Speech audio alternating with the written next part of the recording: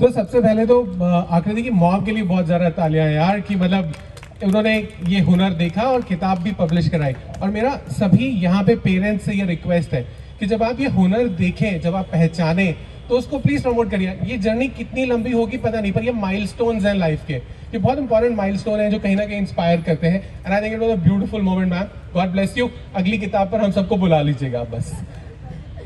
So Rida, up to you. Hello, I am Rida. Good evening. And my story is this way कि I would have to credit my mother too. उन्होंने मुझे हमेशा से reading में बहुत interest करवाया था. She would bring me books more than toys. So हमेशा से I would read more than play. तो ऐसे आगे जाके I started developing an interest in writing, in stories and poetries. तो I think that's where I developed an interest. And abhi I am working on a book. I'll tell you when I publish it soon enough. तो रिदा, book जब publish होगी तो हमें बुला लेना। और रिदा की Sure. रिदा की मॉम के लिए भी बहुत सारी तालियां। मॉम डैड दोनों यहाँ पर हैं, तो प्लीज दोनों के लिए तालियां। God bless you parents. Aranya, आपकी कहानी मैंने सुनी है, पर यहाँ बहुत सारे लोग सुनना चाहते हैं। नमस्ते एवरीवन, गुड इवनिंग। मेरा नाम अरायना सक्सेना है और मैं बिलाबंग हाई इंटरनेशनल स्कूल में 10वीं कक्षा में पढ़ती हूँ। मेरे द्वारा लिखी गई ये किताब अमिड्स द डाउनपोर में अन्य प्रकार की कविताएं हैं और ये कविताओं के संदेश हमारे जीवन में जो भी चीज़ें हम या जो भी कार्य हम करना चाहते हैं, वो कार्य करने के लिए हम कुछ चीज़ें सुनना चाहते हैं, जानना चाहते हैं, चाहे वो होप हो या ऑप्टिमिज्म हो। तो ये किताब कविताओं का संदेश उन्हीं के इर्द गिर्द घूमता है और हर एक कविता के साथ एक इलस्ट्रेशन है और एक मैसेज है जो इनके संदेश को और गहराई में बताता है। मैंने अपनी पहली कविता 4th ग्रेड में लिखी थी और जैसे कि सर ने कहा कि मैंने एक कल्मिनेशन में लिखी थी और मुझे बिल्कुल नहीं लगा था कि वो सिलेक्ट होगी, क्योंकि तब मुझे नहीं पता था कि मैं अच्छा लिख भी सकती हूँ। एंड वो सिलेक्ट हुई एंड मेरे क्लासमेट्स ने अपने कल्मिनेशन में उसे एक सॉन्ग की तरह गाया। तब से ही मुझे मेरे परिवार में, मेरी मॉम, मेरे डैड, हर एक परिवार के सदस्य ने, मेरे टीचर्स ने बहुत एनकरेज किया एंड मुझे बहुत इंस्पायर भी किया, जिसके वजह से मैंने कभी लिखना नहीं छोड़ा और मैं तब से पोएम्स लिखती आई हूँ। और फिर लॉकडाउन में मुझे ऐसा लगा कि अब मेरे पास quality and quantity wise poems इतनी हो गई हैं कि अब मैं उन्हें एक बुक के तौर में, किताब में जगह दे सकती हूँ। एंड तभी मैंने अमिड्स द डाउनपोर को पब्लिश करने का सोचा। मॉम एंड डैड ने बहुत सपोर्ट किया, फैमिली ने बहुत सपोर्ट किया, टीचर्स ने बहुत सपोर्ट किया and that is the reason I am here today. Thank you. So big hand again for Arayana's mom, dad, teachers also, जिन्होंने encourage किया। गुरु बहुत अच्छा होना चाहिए। मेरी लाइफ में मेरी गुरु यहाँ बैठी है लिटरेरी वाली, जो हमें encourage करती रहती हैं, सारे लोगों को क्लब के। We move on to Saanvi and Riddhima. तो दोनों डिसाइड करो, साथ में बोलोगे, पहले बोलोगे, कौन बोलेगा? प्लीज कहानी सुनाओ। किताब तुम दोनों की है। हम लोगों ने लिखना शुरू किया था जब हम लोग 4 and she was 6. We started writing और हम लोग रोज़ डेली हमारे लाइफ इंसिडेंट्स लिखते थे बुक में और उन सारी हम लोग ने जो भी स्टोरीज लिखी हमने वो सारी स्टोरीज पब्लिश करी। और जैसे कि मम्मा ने बोला था कि मम्मा और पापा ने बोला कि you both right very well, तो हमने इसलिए बुक्स पब्लिश करी और वो हमारी डेली लाइफ के बारे में है। तो अच्छा, मेरा एक बहुत सिंपल सा सवाल है। जैसे म्यूजिक डायरेक्टर के कॉम्बिनेशंस होते हैं ना, जैसे दो साथ में म्यूजिक कंपोज करते हैं, जैसे आप दोनों साथ में लिखते हो, कौन बेटर लिखता है? सच सच बताना। ये और रिद्धिमा बोलेगी सानवी लिखती है, सानवी बोलेगी रिद्धिमा लिखती है, राइट? अच्छा, कैसे डिसाइड करते थे कि ये इसमें एडिटिंग करनी है या ये स्टोरी परफेक्ट है? कैसे पता चलता था कि अब एक अच्छी स्टोरी बन गई है? हम लोग तो उन्होंने अलग अलग बुक्स में हमारी स्टोरीज लिखी, उनमें से कुछ हमने 15 मेरी चूज़ करी और 15 सानवी की चूज़ करी। अच्छा, ये बैलेंस कर लिया था। Yes. Okay, continuing with you only, मुझे ये बताइए कब आपको ऐसा लगा, आपको खुद को, मम्मा पापा तो सभी अप्रिशिएट करते ही रहते हैं, मम्मा पापा का काम ज़्यादातर यही होता है, कब आपको लगा कि आप अच्छा लिख लेते हो? किसी ने बाहर स्कूल में कहीं किसी ने अप्रिशिएट किया या कोई ऐसा मिला जिसने कहा कि आप अच्छा लिखते हो? हाँ, तो दोनों के अलग अलग इंस्टेंस हैं, तो बताओ। मैंने जब मैं 8 इयर्स की थी तब मैंने ध्यान दिया कि मैं अच्छा लिखती हूँ, और मुझे मेरे ग्रैंड पेरेंट्स ने सपोर्ट किया, मुझे दादू ने सपोर्ट किया कि यू राइट वेरी वेल। यार ये दादू बहुत अडोरेबल होते हैं ना, दादू सपोर्ट करने के लिए। और सानवी आपका इंस्टेंस? मुझे तब रियलाइज़ हुआ जब मेरी क्लास में एक मेरी बच्ची ने बोला कि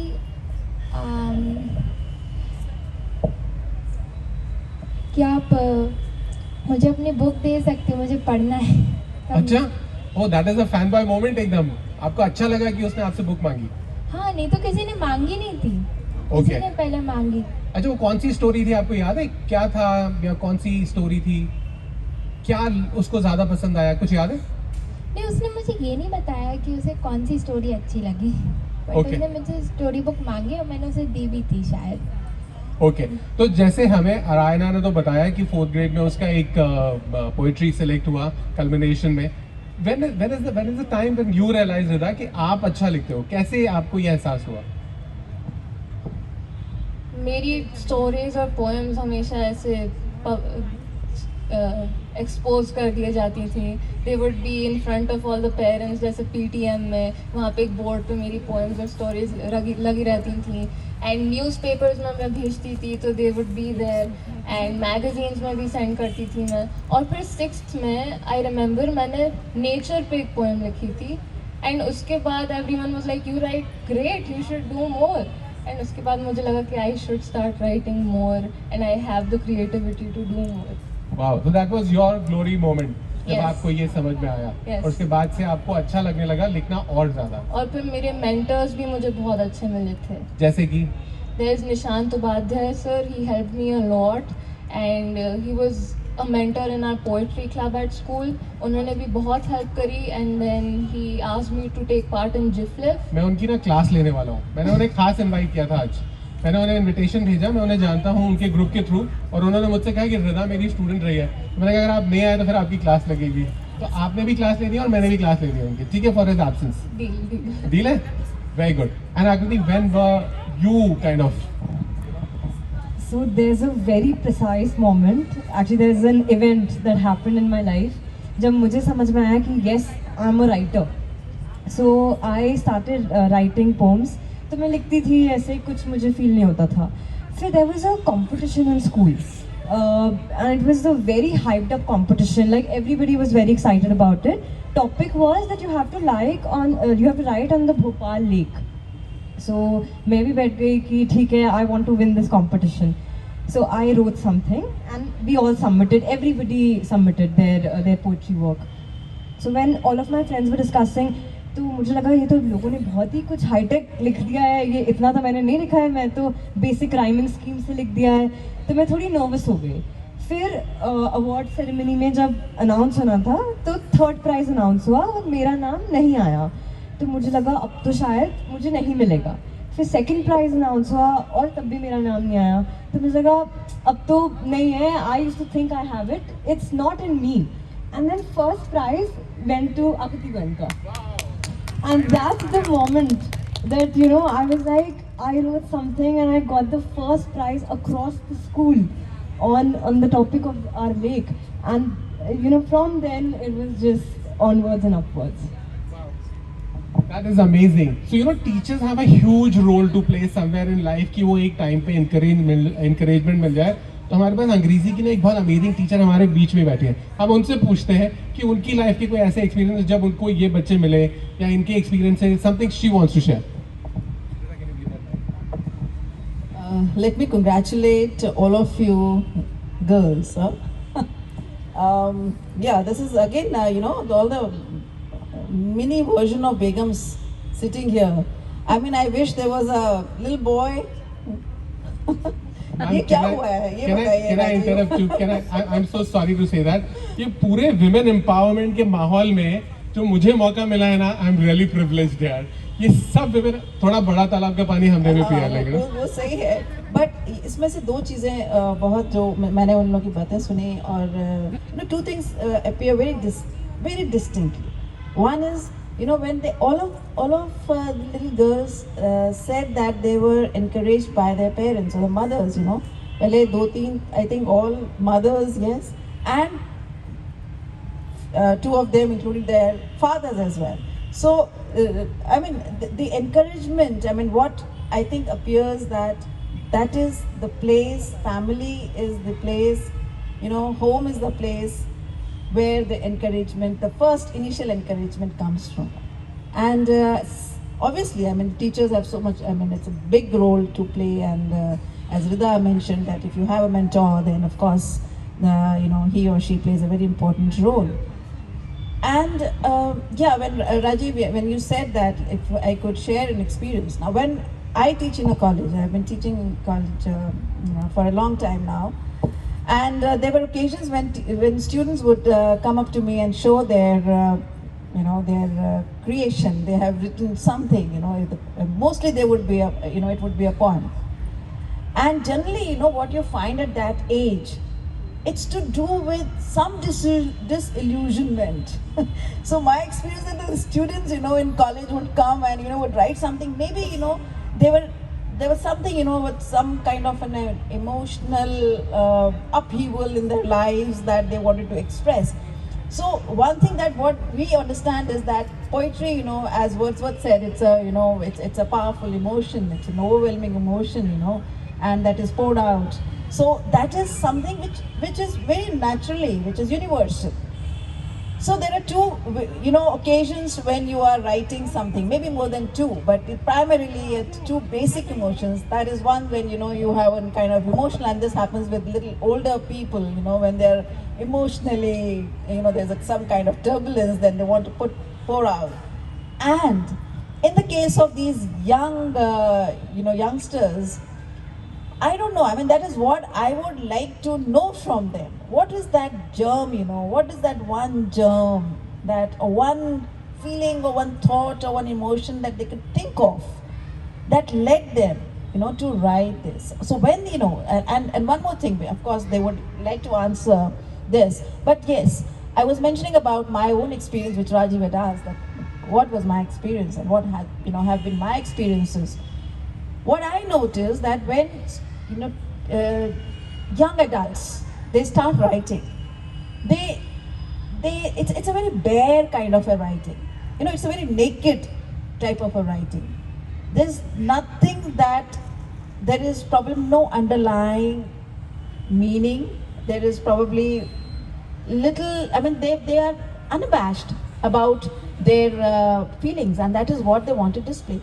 And we as teachers, you know, of literature probably would tell them, you don't have to express, you know, everything so in a way, in such a naked fashion, such a, you know, nudity, as we would say. So that is something which makes the, you know, different kinds of writings.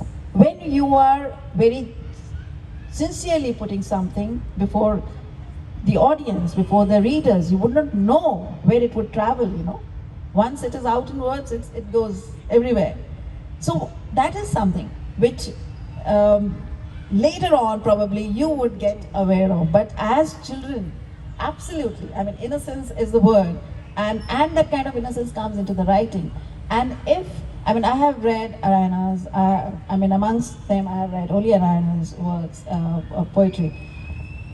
And the kind of, another thing which I would like to add to this, Rajiv, the kind of maturity that I can see now in the generation, you know, which we are surrounded by here, is amazing. Is amazing. There is a, you know, a huge difference, I would say. You know, what students would write about 20 years ago and what they are writing now. So the experiences, you know, is also changing, you know, the kind of, yes. Sure, ma'am, तो वहाँ से शुरू करते हैं. Ma'am ने एक बहुत अच्छा पॉइंट दे दिया मुझे कि वो कीड़ा क्या था. आकृति से शुरू करते हैं. क्या वो कीड़ा था, क्या वो फीलिंग थी इस उम्र में, मतलब वो इतने बचपन में ना, मैं उसको प्यार नहीं कहूँगा, पर एक दोस्ती भी टूट गई अगर, तो यू नो, झगड़ा भी हो गया, तो कोई एक दिल टूट गया टाइप वाली चीज़ें हो जाती हैं. तो ऐसा क्या इमोशन था जो पहला कीड़ा था? Let's hear that. जो पहली बार मैंने I wrote a poem was because I really wanted to be a poet. Really, I had a class teacher, Jaspreet Kaur. She is a very famous poet, and she was my class teacher. And I went to her, and मैंने बोला कि आप please मुझे लिखना सिखा दो. So she's like Akriti, I can't teach you. I can't teach you poetry. Like it's something you sort of need to figure out. Like that's what she said. तो एक free class थी. So मैं उस दिन ही बैठ गई. And I tried to write something, and I actually wrote something, and I went to her, and she said, "You actually wrote. You did well." And that's when how I used to write, and I still write that way, are my emotions. Like I write about my emotions, or some even like some ideas that I have. Like one of the poem that I just wrote is about a utopian world. So I try to imagine a world how I want this world to be. So sort of my ideas and my emotions, that's what I bring, I bring to the paper. I'm sure poetry में ऐसे ही होता है कि emotion ही होना चाहिए. Story में भी ऐसे ही होता है. रिदा, व्हाट वाज योर जर्म? कहाँ से पहला थॉट, पहला फीलिंग, क्या ऐसा कुछ खास याद है अगर तो? So when I was in 6th grade, as I told you that I wrote a poem about nature. It was classwork, but at that point I thought that I will appreciate everything about nature. I will write about every single thing that is beautiful in this world and that I think should be appreciated. So at that moment, I just penned down whatever I thought should be mentioned in my poem. And after that, I got appreciated by other people. And I thought that now I need to write more. And somehow I thought that it's not just about things but emotions. And I have written poems about poetry itself. So that's just how I started. अच्छा, एक चीज़ बताओ, ये तो nature से आपने शुरू किया. मैंने आपके प्रोफाइल में पढ़ा था, आपने जो मुझे भेजी थी, कि आप डार्क पोएट्री भी लिखते हो. प्लीज़ समझाओ यार ये. वो phases change होते गए. And now I write dark poetry, but I try to bring hope in it. Just little hints of पर यार ये hope. डार्क पोएट्री होती क्या है? गाड़ी इंक से लिखते हैं, क्या करते हैं उसको?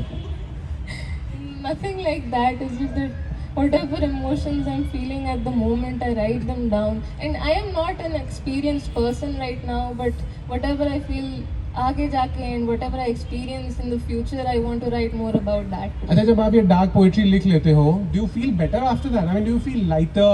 या your expression has helped you? Yes. So it does. Yes. अरायना, आपके साथ होता है जब आप पोएट्री लिख लेते हो या कुछ आप लिख रहे हो, एक थॉट आपको ट्रबल कर रहा है या इंस्पायर कर रहा है, you feel nice about it? Definitely. Actually, in my case, कोई भी poem लिखने से पहले 3 दिन पहले तक I'm thinking about what I will be writing.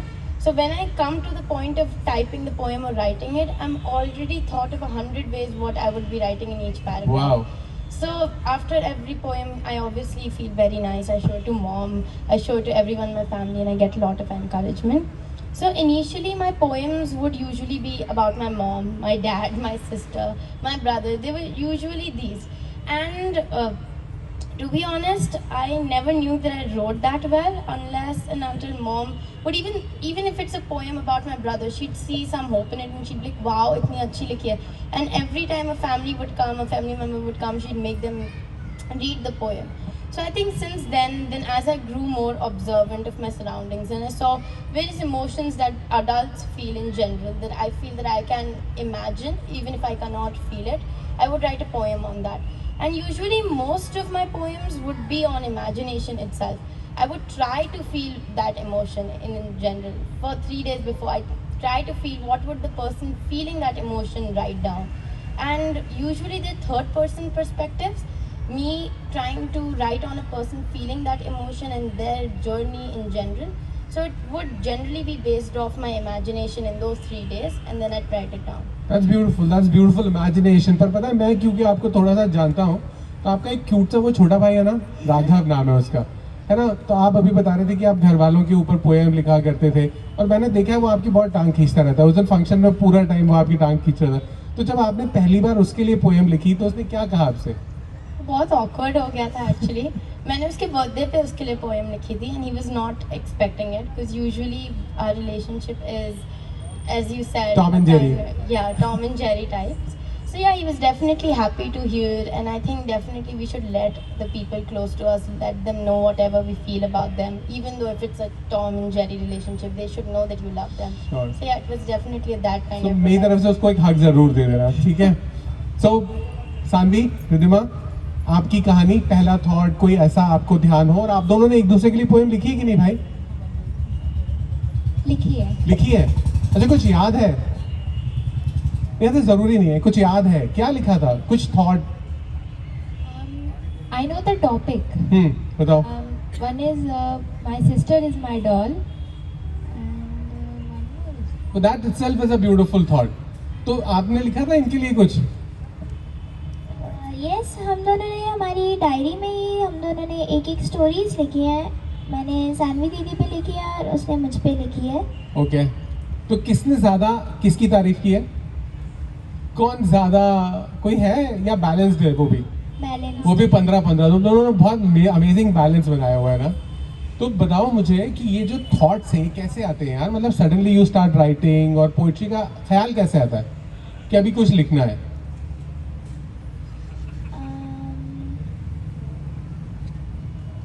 जब आप लिखते हो तो कैसे ध्यान में आता है? ऑटोमेटिकली आता है।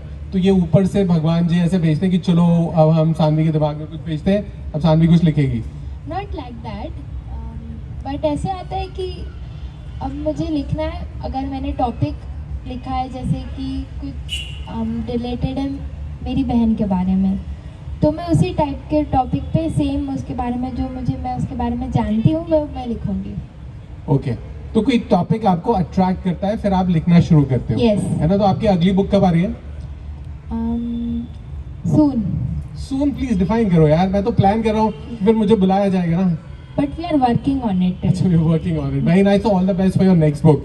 All right. Thank you. And right now with this lovely book, you have a huge mountain to climb now. मैंने वो बुक देखी, पूरी पढ़ी नहीं है, पर अब जो अगली बुक आएगी वो तो इससे बहुत ऊपर का एक्सपेक्टेशन है, राइट? तो वो कब आ रही है?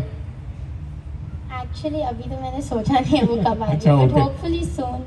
I write more poems पर now. कैसा लग रहा है ऑथर बन के? मतलब यू नो एक सेलिब्रिटी। मैंने रायना का बुक लॉन्च देखा और मुझे ऐसा लग रहा था कि यार इसके पेरेंट्स मुझे जरूर अडॉप्ट कर लें यार, प्लीज यार ऐसे। तो it is exactly, how do you feel, you know that moment of glory? कैसा लग रहा है?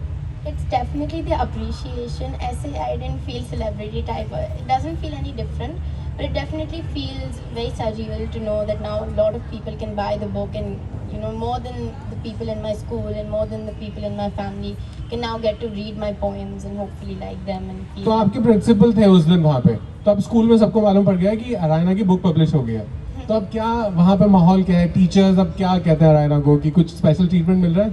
नहीं मिल रहा? Appreciation definitely मिलता है. They're definitely proud of me because they have seen me grow. Even in middle school, I used to write poems, and there were 2-3 teachers who would always encourage me in general. They would ask for my poems in any poetry-related events, and that would feel nice to know that there are teachers who look out for you and your literary talents.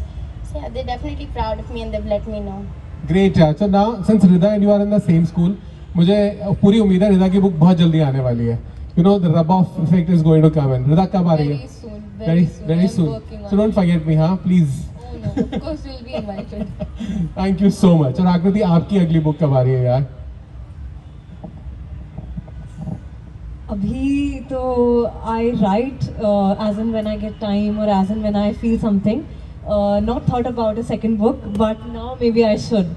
So yes. मेरा एक suggestion आकृति के लिए है।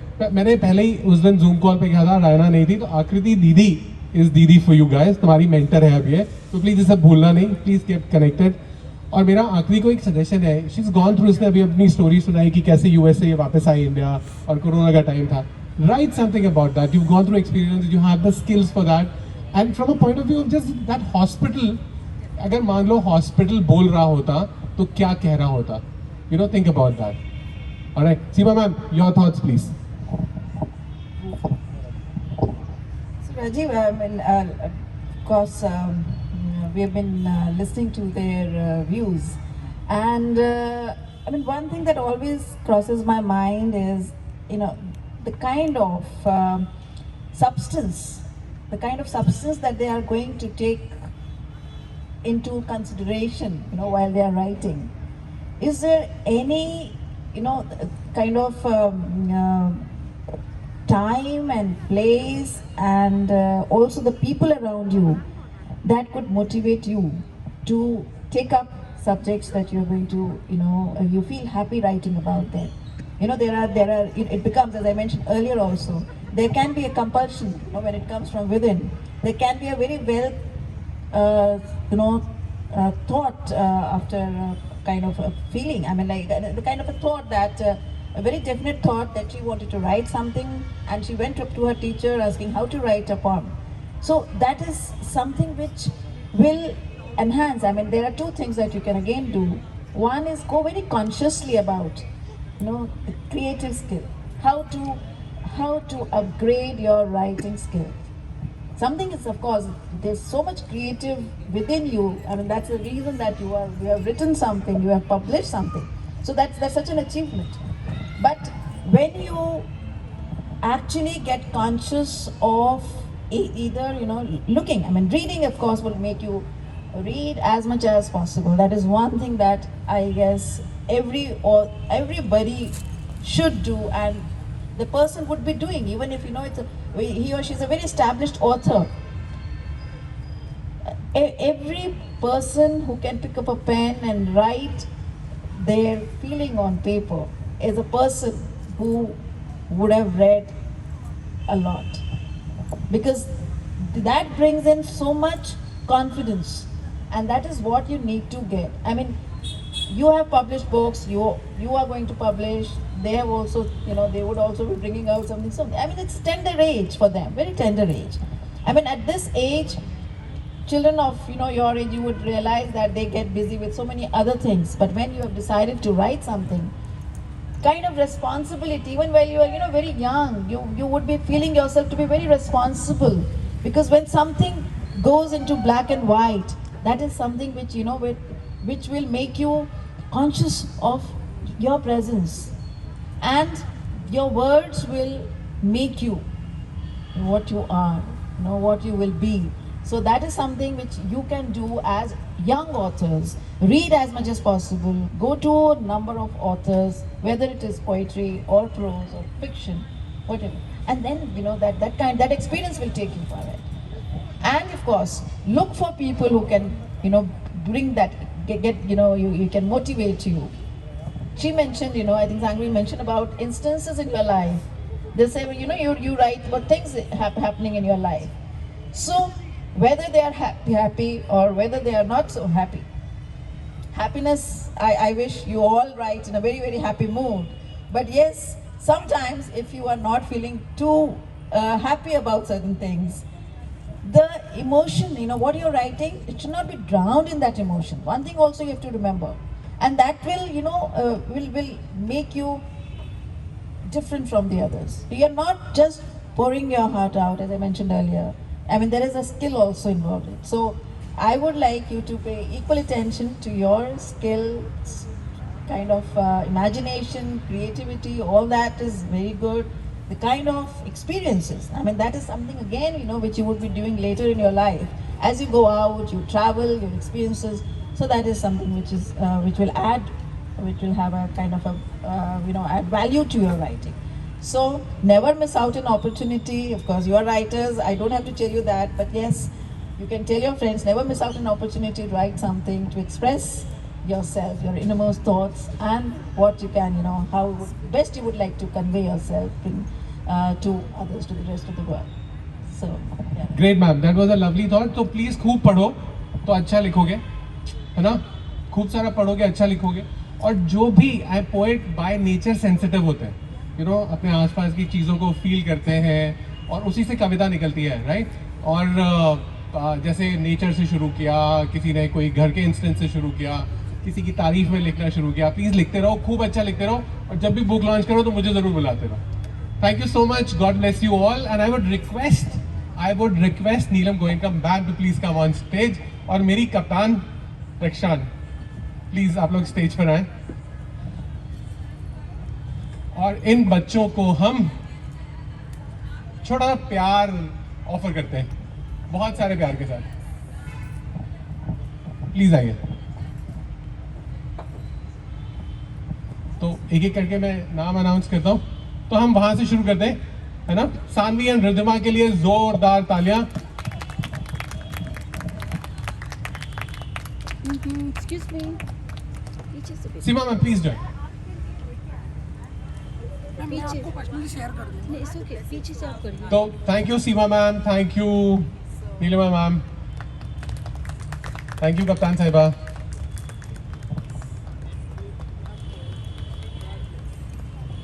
Arayna, big hand for Arayna, please.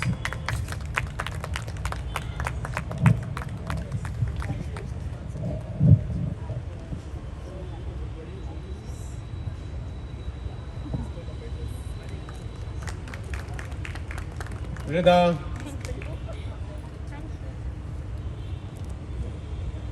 रिदा के लिए तालियां भाई।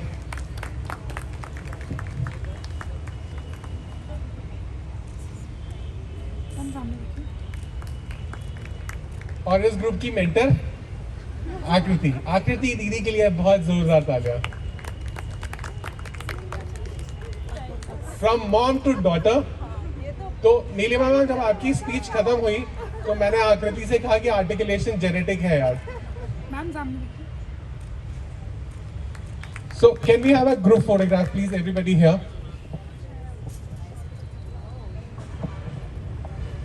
सो ओके होल्ड ऑन सारे ऑथर्स से रिक्वेस्ट है कि बैठ जाएं अभी, प्लीज बैठो।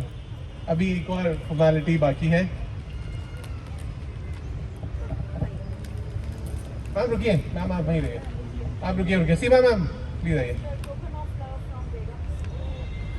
बहुत सारे प्यार के साथ बेगम साहब भोपाल की तरफ से फॉर सीमा मैम, तालियां प्लीज फॉर नीलिमा मैम, और तालियां। And then we can have a group photograph.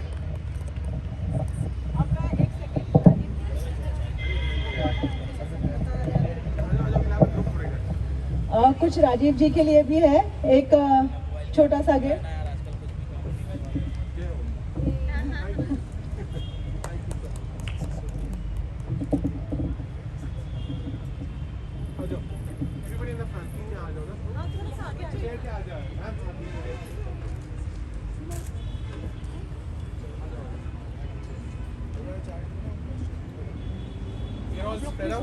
ठीक है, हम इधर आ जाए, इस तरफ